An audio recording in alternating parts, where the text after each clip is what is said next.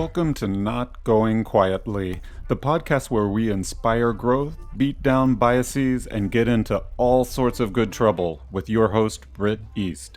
No topic is off limits as we explore ways to help everyone leap into life with a greater sense of clarity, passion, purpose, and joy. So get ready to join us for some courageous conversation, because Not Going Quietly starts right now. Hey everyone, welcome to Not Going Quietly, the podcast for outraged optimists and heartbroken healers all over the world, where we surface life's searing truths in the name of radical togetherness. I'm your host, Britt East, and I have a fantastic, wonderful, marvelous featured guest today, so let's delve right in. Charlie Hunt's him caught the book bug as a motorcycle mechanic after an accident left him bedbound for a year. After going back to school for his degree, Charlie's career began at two book publishers in San Francisco before going on to craft brands in the sports, government, and finance industries.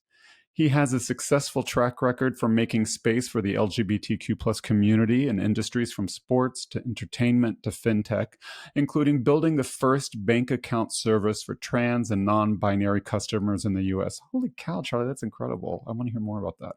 Now, in the face of a record number of book bans and anti-LGBTQ legislation, he returned to the book world to open Charlie's Queer Books, Seattle's first queer bookstore in nearly 20 years, and the only queer bookstore on the entire West Coast.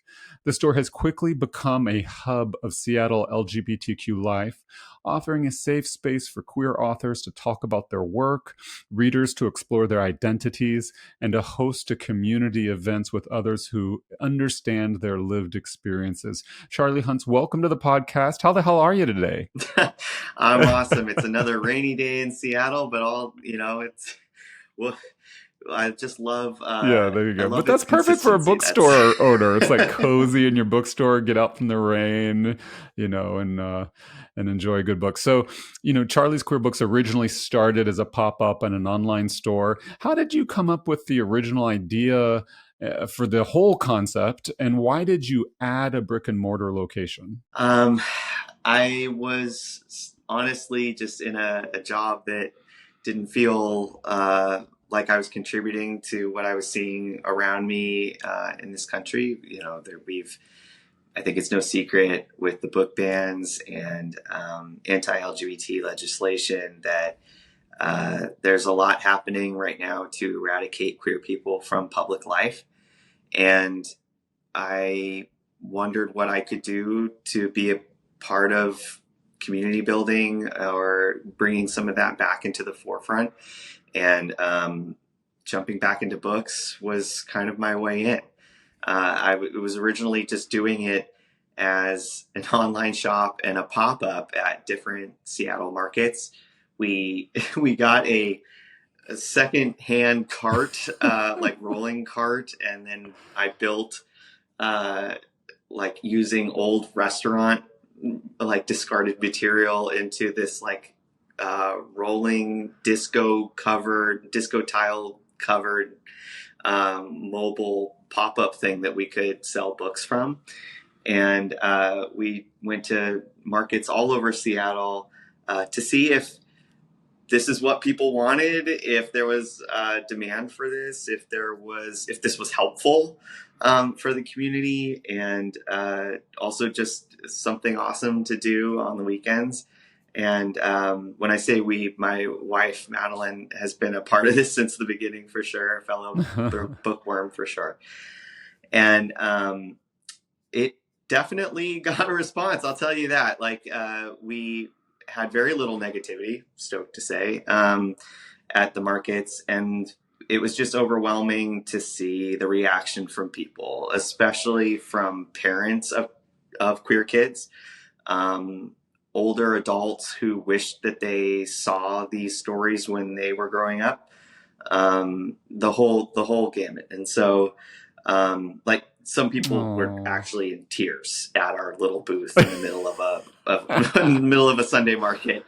And it just kind of grew from there very quick. When I say quickly, I mean quickly. We started this in March of 2023, and signed a lease on this place Wow. in August and then Wow. opened in November. And here we are about 5 months later. So it's been a whirlwind, something I did not anticipate being, Yeah. 1 year ago. But I Yeah, that's wouldn't want awesome. anything else.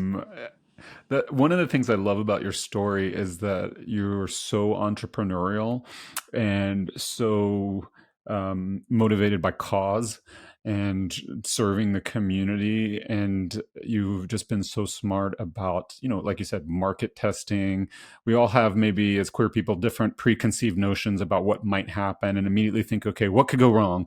How's this get, so you were so smart. And what I'm hoping to tease out is like you as a source of inspiration for our listeners all over the country and all over the world about, finding agency where we are with our skill sets, learning and growing, but leveraging everything that we have and not feeling so like downtrodden and helpless all the time. So it's a really cool part of your story. And I love the idea, like you have this DIY disco cart and stuff. So it was like eye catching and memorable. And, you made me think about one of the things we've talked a lot about on this show is empowering straight parents to raise healthy queer children. Because obviously, even the most well meaning straight parents are patently unqualified to raise healthy queer children in and of themselves because they don't have the requisite lived experience. And so here you are helping empower them by giving them access to the literature, to the self-help books, to people and in this community space. Could you talk a little bit more about that? Yeah, and honestly, it's been that's what I've seen for both straight parents of queer kids and also trans parents of kids, new parents. So, like, trying to find the language to describe a lived experience to someone who has no um, who just doesn't share that. So whether that's parent to Yeah. child or child to parent, I've been surprised. I didn't expect that part, but that it could go both ways. There's been an explosion in children's books and young adult books, middle grade books in the past 5 years at most. It's relatively new, but in the amount of queer stories that are being represented in books, and certainly we have a long way to go. But I've been able to find books that have a trans man pregnant, or a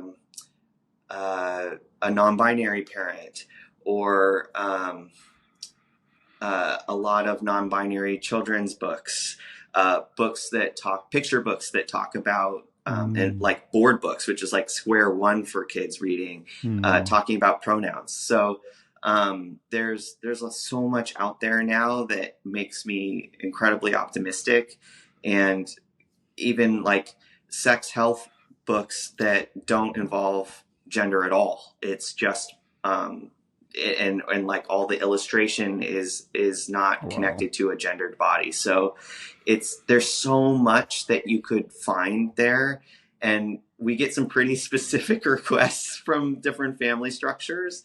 And even there's still, when I say there's still work to be done, I mean not only with like more representation with intersex, asexuality, two-spiritness, like all the other aspects of identity and intersectionality.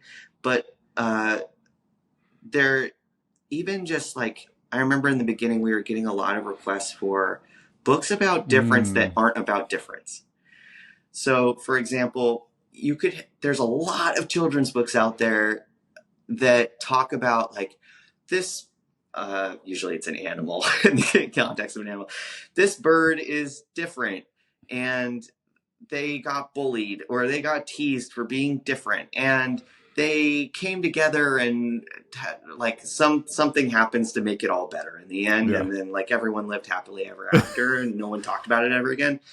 But let's not have the bully part. Like, can we also just have it be Yeah. a part of the story? Like, there's still a place for learning how to cope with that, or being, knowing that that is a part of life and whatnot. But let's just also have the difference be Right. difference, and that's it. Like, that's not the main driver of the story. Um, there are children's books that are getting better about depicting different family Mm. structures without calling it out. So, like, this family just Mm-hmm. happens to have two dads, and it just is not a plot point. Um, but there we're getting there. But I'm very pleased with the amount of quality children's books in middle grade coming out, and I Yeah. hope that it trickles up. Yeah, that's awesome. Is the thing, because the explosion's happening with younger Yeah. folks. I need it Yeah. to translate to That's so adults. cool. Like you said, it's a lot of optimism, lots of room for growth. And I love that it's like um, queer stories can also be purely about joy. They don't always have to be about a catharsis, although Yeah. obviously that's important too. There will always be room for that. But we can have joyful, purely joyful experiences. And Oh, Britt, like the number one question I get asked by adults who are looking at our literary fiction section is, do you have any where the person doesn't die at the end, or that it's it's going not to make me tragic? cry.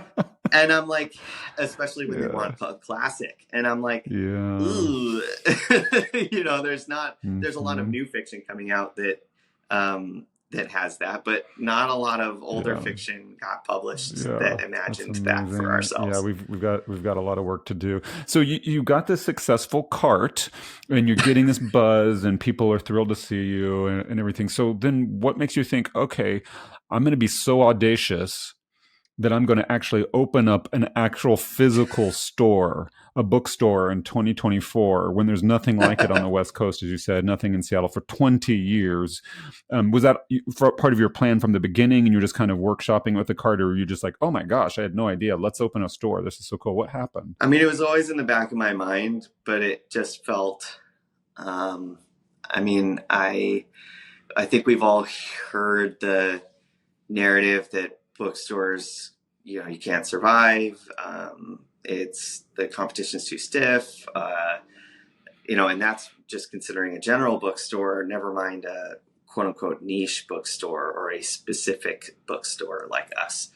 But there were a couple things that made me believe that we could still make it work. Part of it was just seeing other bookshops around the world that are queer, such as Gaze the Word in London, survive for a very long time. In the U.S., Giovanni's Room in Philadelphia and Little District in Washington, D.C. have been around forever. So it gives you hope that, like, okay, maybe this can work. And there's no other industry like bookselling where shop owners are very transparent and giving with information. So there's a lot of information share. There's a lot of advice. There's a lot of um, uh, shoulders to cry on. But we help each other like no other industry. And like, granted, I was in very cutthroat industries before, but there's a camaraderie and like us versus them being the A word um, uh, mentality. I think so. If there's any silver lining to Amazon wiping out most of the industry, that is it. Where now we probably Mm-hmm. work together more than we ever have. The trade associations are very strong and supportive with resources for new booksellers. Um, but also, when I was writing the business plan, I kept turning to my wife and saying, this seems to just, all signs keep pointing to opening a store.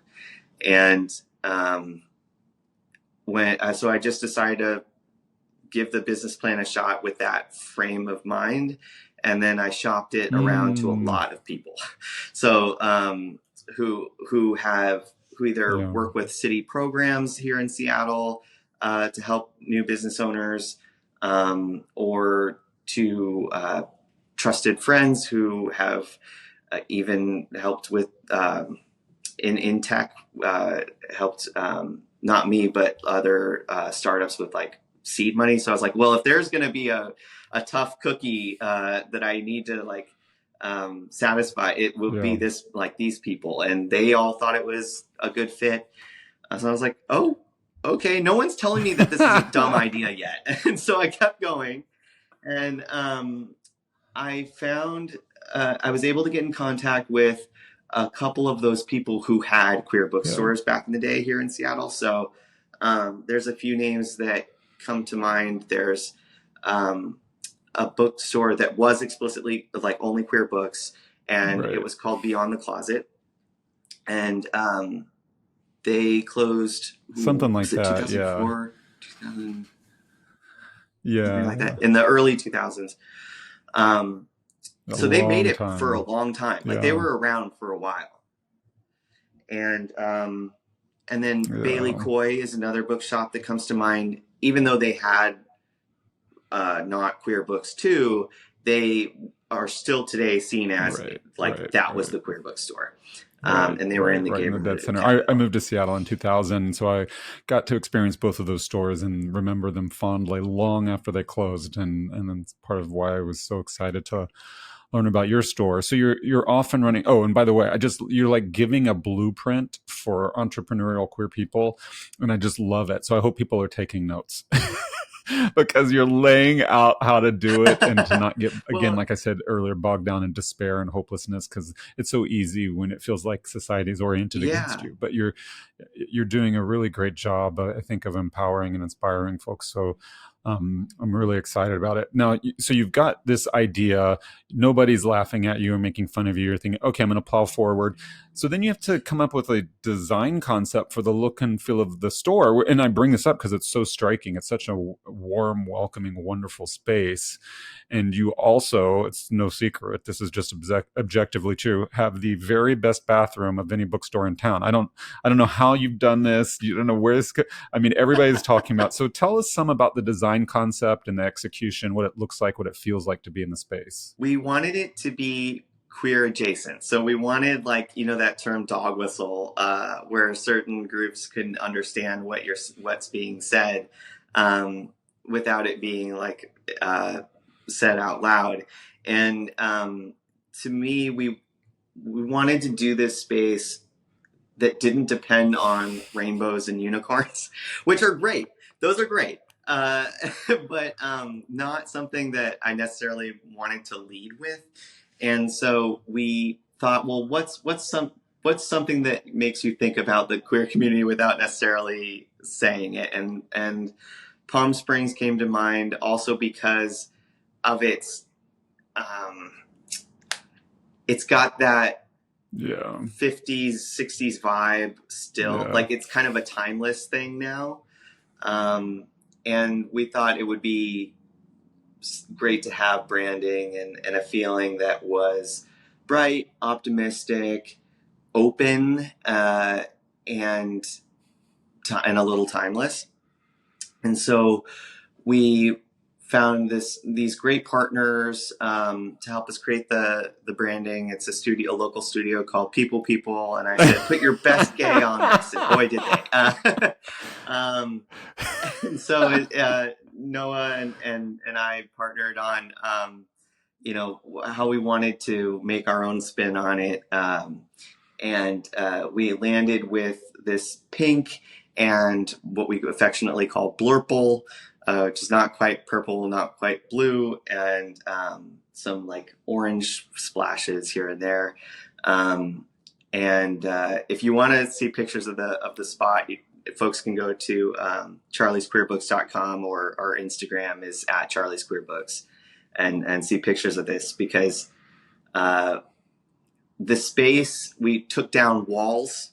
For those who don't know, we're actually in a house. So we wanted people to feel at home. It just so happened to be we're in a home from that was built in 1903 or something. And we took down walls. We made sure that all the bookcases were open on the sides, all to create this space where you felt like you could take up space, that you could just be and relax, and it wasn't going to be dark and cramped like most bookstores tend to be designed. and we wanted a lot of natural light in here, and we wanted it to still have some comforts of a bookstore, so we put like wood flooring in and things like that.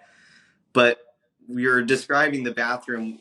We found a swan sink faucet fixture, and that kind of we just went wild after that.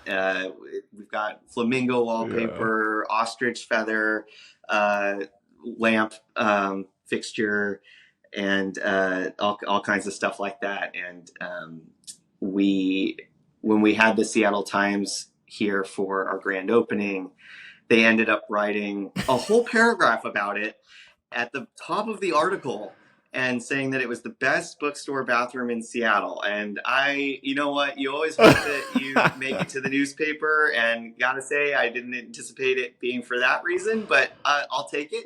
We're making t-shirts with that on and it. what a way to subvert the whole bathroom controversy queer people are facing is like, let's own it. We're getting the best gay on this in town. The best gay is going to do their magic, and we're going to transform bathrooms. You'll never want to go into a regular old bathroom again. Exactly. Yeah. And also, we know we wanted to really make the bathroom something special, because this might be a little crude, but I think there's that popular knowledge out there that like whenever you go into a Barnes and Noble, like you immediately have to go to the bathroom. And so we're like, well, if that's going to be people's experience here in the space, why not just make it fun? So and one of the reasons I wanted to bring it up is because I think that's what I was so surprised about was the vibe. I was surprised about how joyful a space it would be. We all have preconceived notions. A bookstore could be many different things, whether it's a corporate feeling like you're describing Barnes and Noble, or some of the previous bookstores were very elegant, like Bailey Coy was small but really elegant and pristine. This is just unabashedly joyful, and there's such a subversive, transgressive message there relative to where we are currently today. We're recording this in late March of 2024, where there's all sorts of social pressure orienting us towards sadness, like I keep describing, orienting towards deflating our sense of self and our agency. And as soon as you walk in, it's like, aside from the fact that all the inventory is telling our stories, most often by us, it's also just the place makes you smile. Yeah. That means a lot to hear. Yeah. We just want people to I want you to walk through the door and like your shoulders can drop. You can take a deep breath.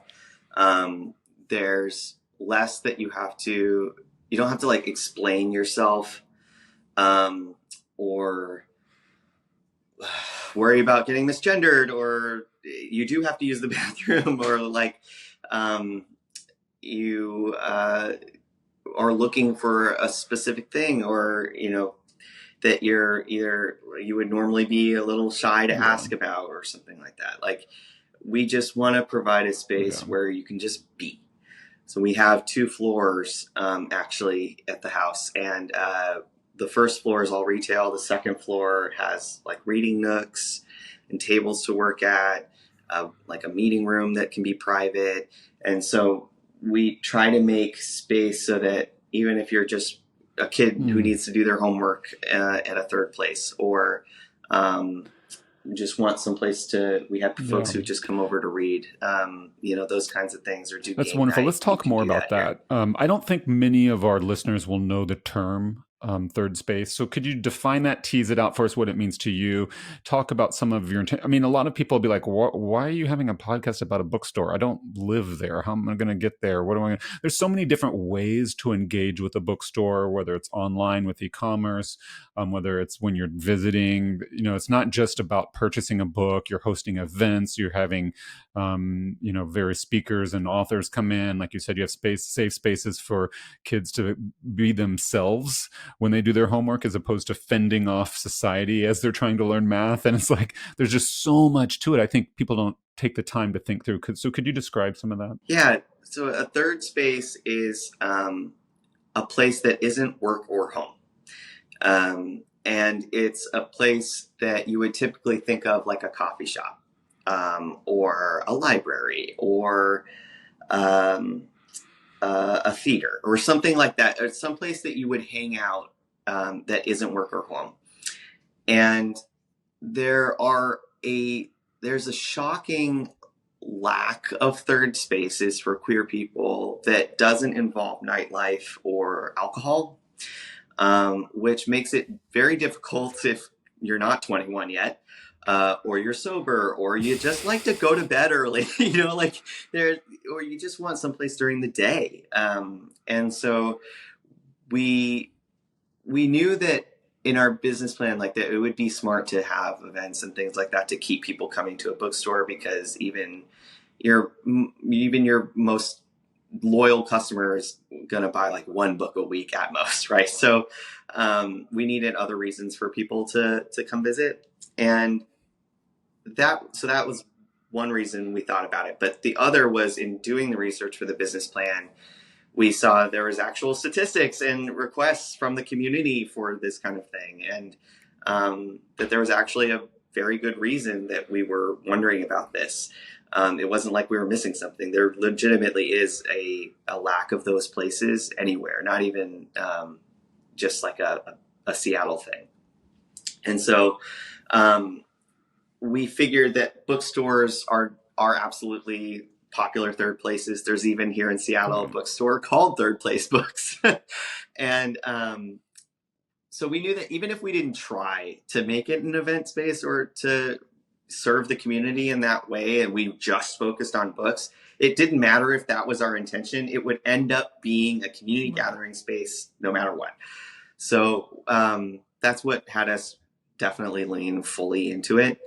The types of events we can do here, sure, we have our author events and signings and things like that, and readings of different things, but we also do non-book related things. So we have we did like an intro to Dungeons and Dragons. So we did a craft night. We did. We're going to do a comedy show in a week or two here. We have book clubs and we have writing workshops, of course, but we're also going to have just like trans mask meetup in next month, or sober groups use it too. Our private meeting space. The Dykes on Bikes did a first aid training here. Like there's so much that we can do that speaks to the community just wanting to either do something wholesome and nice, try something new, learn something, or connect with other people who share something they have in common. We're going to do friendship speed dating. Like there's all the possibilities are endless, and we're able to do it because the community shows up for them. They sell out every time we do something. Right. Our space is not big enough to handle the demand. And we also have amazing, passionate customers who are willing to moderate or facilitate these groups for, in exchange for store credit, or we just let them have all the ticket sales. Yeah. So you do a great job on your website outlining this and showcasing this. So we'll put that URL again in the show notes. Charlie mentioned it previously, so you don't have to jot it down in a hurry. Everything and links to all the socials will be in the show notes, and so definitely check it out. I think one of the, maybe it's an ulterior motive or unintended consequence of what you're describing is that it creates almost a subconscious catharsis or contrast when you as a queer person are moving through society, going about your normal day, not necessarily consciously considering the pressures we face, and as a matter of course, and then all of a sudden you step into this land of Oz, this wonderland where those pressures don't exist. In fact, the opposite exists. You're affirmed and celebrated because of who you are. It's not even a vacuum or void. It's not even just the absence of pressure. You're actually celebrated, and directly and indirectly. And I think when people feel that, they might crave more of it. And then the ripple effects are they create spaces to be that change and to mirror what you've done, and then all of a sudden we have more and more spaces where queer people can go and be themselves. Hey, that's the goal. I can't do it by myself. Yeah. But even just, not even the business, but even just being a visible trans adult is super important to me. So even if like there was this family who came in the other week, and the mom told me that, oh, we have a trans daughter who, like, gosh, she couldn't have been more than like 6, and so we make sure to bring her here so that she can see another trans adult who is happy and healthy and thriving. And I was so blown away by that.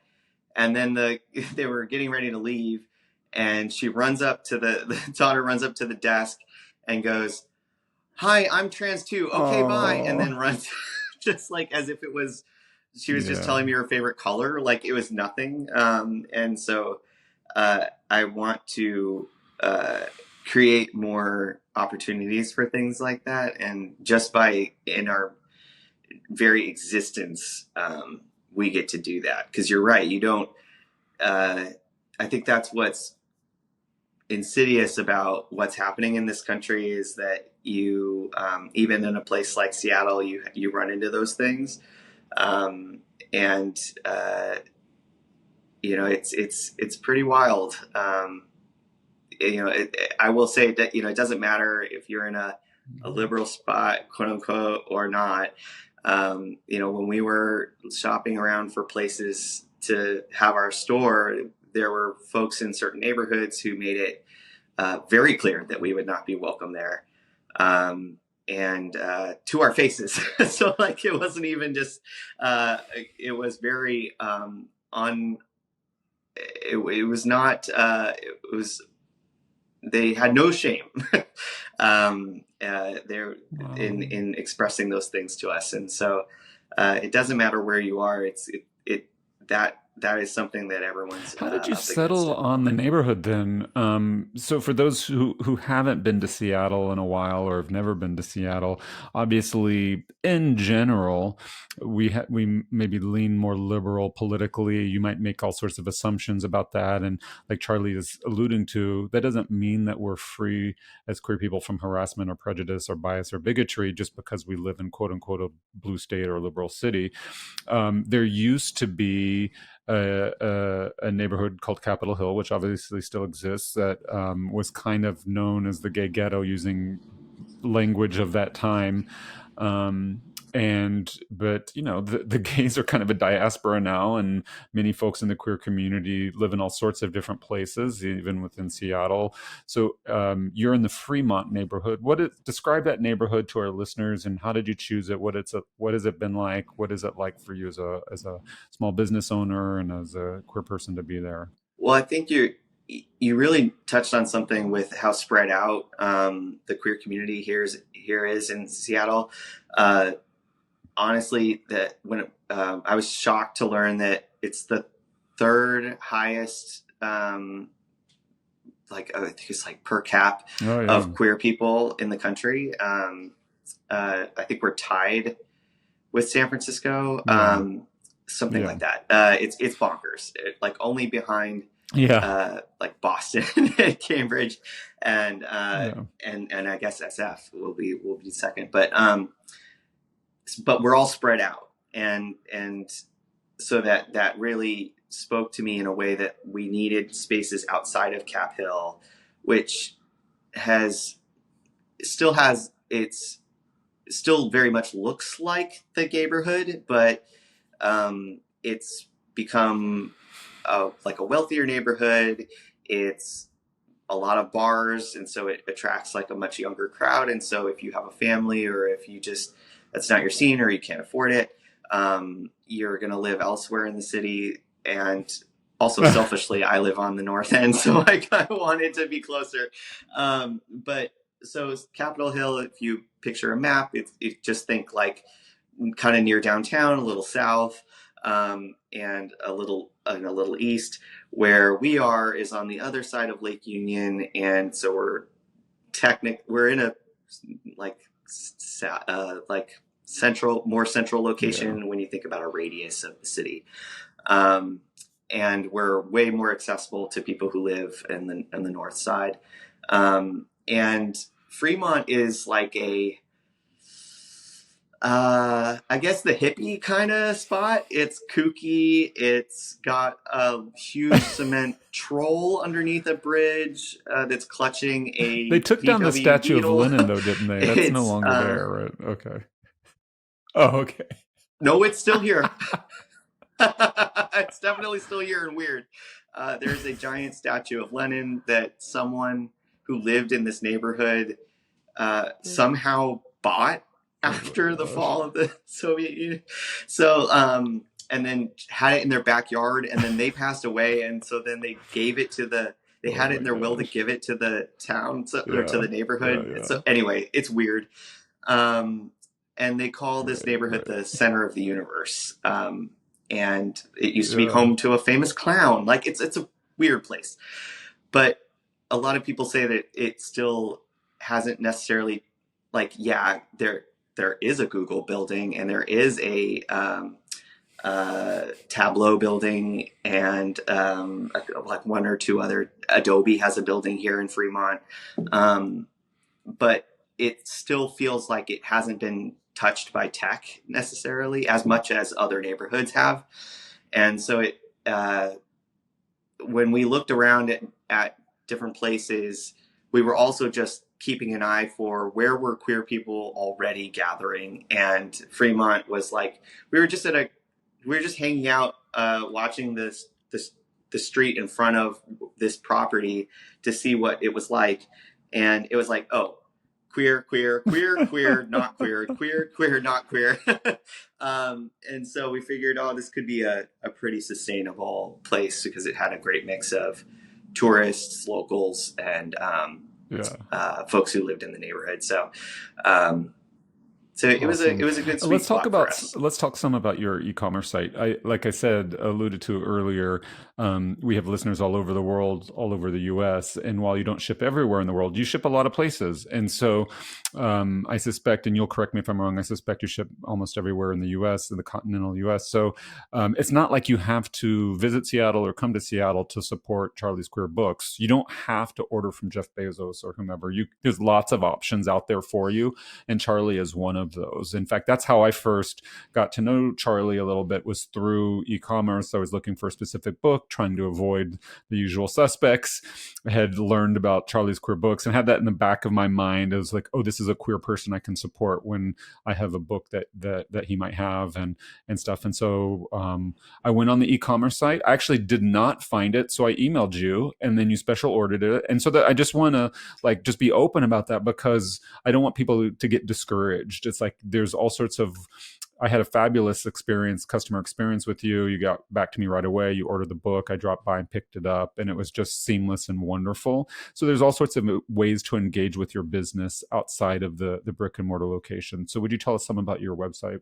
Yeah, the the beauty of the site is that we can share the curated selection that we have with the country, so that if you wanted to find a fantasy book that had queer characters as the protagonists, we've got you covered. You don't have to go digging everywhere in order to find that, or discover new things, or see what magazines we have that are very difficult to get in the US. A lot of stuff we get imported from the UK because it's just not available in the US anymore.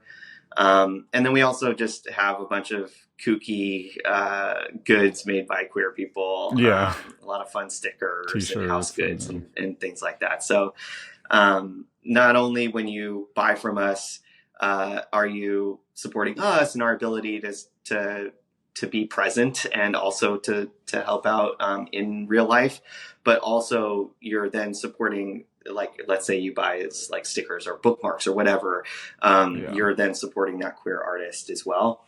But when we were starting, I felt a lot of guilt about opening a brick and mortar store in a place that is more friendly to queer people. it felt like, no, that's needed in whatever place, not Seattle. But honestly, like the website, the store, they help each other so that we can exist um, and mail to places that might want that. We made sure that like our name is like when we email you, it's just Charlie's. If I text you about a book that's coming in, it's just Charlie's. If if we're mailing something, it's just Charlie's. Like so that way, just out of an abundance of caution for folks. But it allows us to serve more people in a very authentic way. Unlike some other websites out there that will remain nameless, made by RuPaul. Well, like you said, the even if you're local, they work in concert, and it's one customer experience. Yeah. And sometimes it'll be in the store at an event. Sometimes it'll be purchasing a book in the store. Sometimes it'll be searching for stuff online. But the magic of the independent small bookstore is the curation, is the point of view that the staff and the owners have to cull through all the books out there and present to the customer, here's what we think is important and of value to you. Would you talk some about that curation process, and even maybe back up and say, like, what is a queer book? What does that designation even mean? That's a great point. Yes. So, you'll have, I think the magic of the bookstore is what you said. It's that special one-to-one tailored recommendation for you. And space to have conversation about what you like and what we can recommend so that you're not sifting or going through books that you didn't like in order to find one really great one. And the fact that like you emailed me, you emailed the store, but it's me, right. It's the store owner who's replying back to you and placing the order and following up. And like, you're not going to get that with a traditional e-commerce site. And so it's very hands-on. We get a lot of emails from people looking for recommendations. And then we end up most times actually adding it to our inventory generally, not even just for that one person, because you've helped us discover something cool. And I think that's part of the curation. So a queer book to me, like there are some queer bookstores who will only have queer authors, and the subject can be queer or not. There are some who need both to be true, and there are some who just need, it's an and or situation. Right now, we're technically and or because for several reasons, but I would say 99% of our books are written by queer people, and but all of it, it's got a queer protagonist, and they're not just a backstory or something added on. We have every genre, so that you would expect in a regular bookstore. So we've got cooking, we've got crafts, we've got spirituality, nonfiction, memoir, sci-fi, horror, all that stuff. And to us, it's either written by a queer person. So like in the case of cooking, the subject matter may not be, even though we do have a cookbook that's called Give My Swiss Chards to Broadway.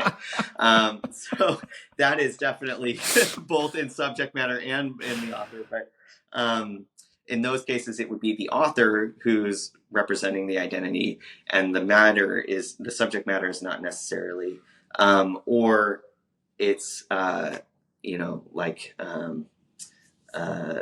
can't prove that this author was queer because they've passed away and they were writing in the early 1900s, and we can extrapolate we can read between the lines a lot, or, maybe they left some letters to a lover that we can then go, okay. But if you have someone like Octavia Butler, who was a Seattleite, but she was incredibly private with her private life. So like no one knew anything about who she had relationships with, if she was even interested in that, anything like that. So we only carry Octavia Butler books that were dealing with a lot Mm. of awesome gender stuff, in trans type themes, and we don't carry the hits of hers because they don't deal with those. So, but you have Walt Whitman, like he's definitely safe to put in the bookstore, but like a lot of these authors just didn't come out, or they couldn't come out. Right. They didn't want to come out. And so I feel still a little uncomfortable slapping the everybody in here is queer, for authors. Cause we just can't. I mean, that's also, I don't know. I don't like outing people. It just feels and the weird. labels are what contrived. I mean? At the end of the day, they're like hats that we put on in a given circumstance, and they don't really reflect the breadth and depth of our human complexity. So it's even just a little contrived anyway. And even people who identify as queer might feel limited by that term queer author or what have you. And so I really respect that.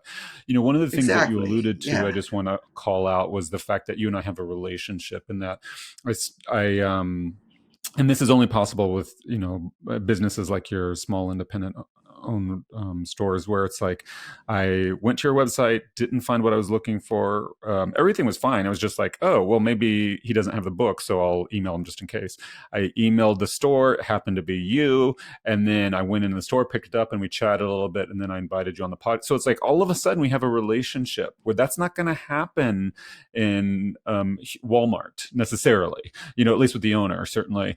And so it's like one of the really great things about, and maybe again, subtle ripple effects, unintended consequences about, as customers engaging with independently owned, queer owned businesses, is all of a sudden you are expanding your horizons, but also literally your social network, your support network.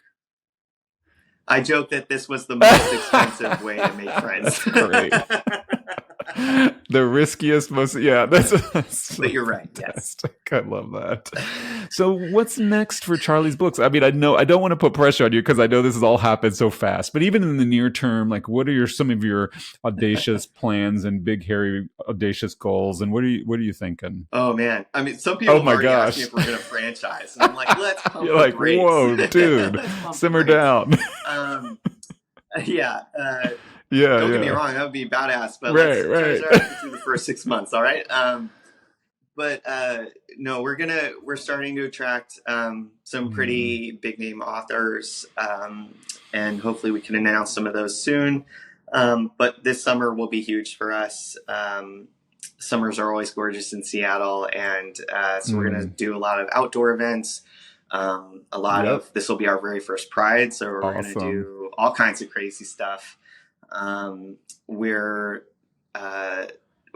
We have Haley Jacobson coming to town in June, who wrote Old Enough, and to celebrate the release of the book on paperback, she's coming back to town, and we're going to do a pretty huge event that involves friendship speed dating. So putting a twist on regular author events.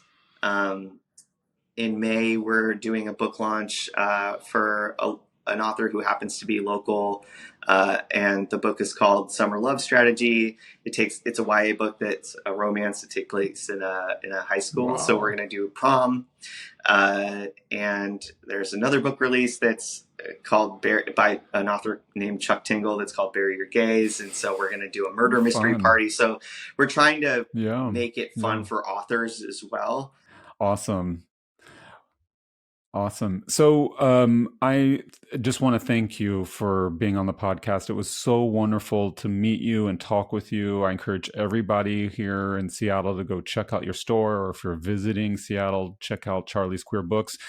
Awesome e-commerce site. You do a wonderful job with that. That's my day job, working in e-commerce and digital marketing, so I know a little thing about it. You do a wonderful job. You're so responsive with questions over email. So I just encourage people to check out your events, your books, go online. We'll post all the socials and the links to your website. Thanks again, Charlie. It was just so wonderful to meet you. Oh, it's such a pleasure to talk to you again, and can't wait to see you in the shop soon. But thank you for having me, and yeah, if anyone wants to learn more about us, we're everywhere. We're at Charlie's Queer Books. Awesome. Awesome. Well, dear listeners, you have done it. You've made it through another episode of Not Going Quietly. Thank you so much for joining us on this wild ride. We could not do it without your support, and it was so wonderful to be with you today. So until next time, bye-bye. Thanks. You've been listening to Not Going Quietly with your host, Britt East. Thanks so much for joining us on this wild ride as we explore ways to help everyone leap into life with a greater sense of clarity, passion, purpose, and joy. Check out our show notes for links, additional information, and episodes located on your favorite podcast platform.